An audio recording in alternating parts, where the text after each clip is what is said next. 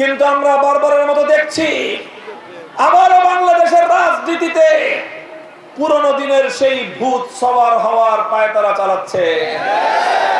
বাংলাদেশের রাজনীতিতে পুরনো দিনে একদিকে ছিল সন্ত্রাস এবং গুন্ডামির ভূত, আরেকদিকে ছিল লুটপাট, চাঁদাবাজি আর দুর্নীতির ভূত। এভাবেই দেশের মানুষের সম্পদ লুটে পুটে খাওয়ার এক মহা আয়োজন।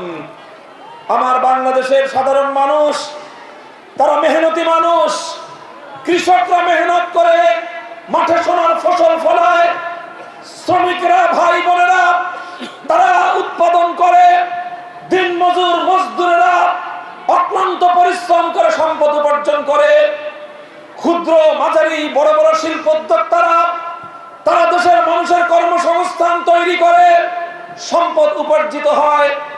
বিদেশের প্রবাসী রেমিটেন্স যোদ্ধারা সম্পদ পাঠায়, আর সকলের সম্মিলিত তিল তিল করে মাথার ঘাম পায়ে ফেলানো সম্পদ একত্রিত হয়ে বাংলাদেশের অর্থনীতির চাকা সচল হয়, বাংলাদেশ সমৃদ্ধ হওয়ার কথা।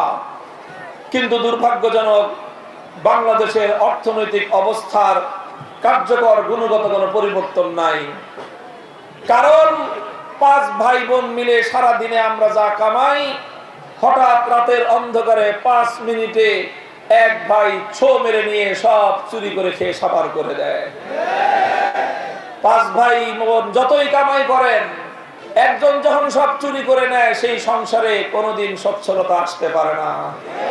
তাই আজ বাংলাদেশে একই অবস্থা হয়েছে।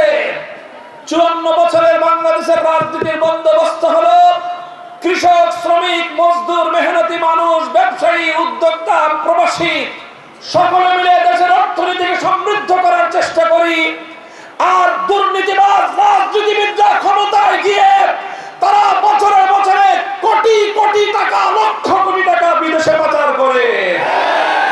12 ফেব্রুয়ারি বাংলাদেশের ইতিহাসে এক নতুন অধ্যায় রচিত হবে ইনশাআল্লাহ। 18 কোটি মানুষের ক্ষমতা প্রতিষ্ঠিত হবে ইনশাআল্লাহ।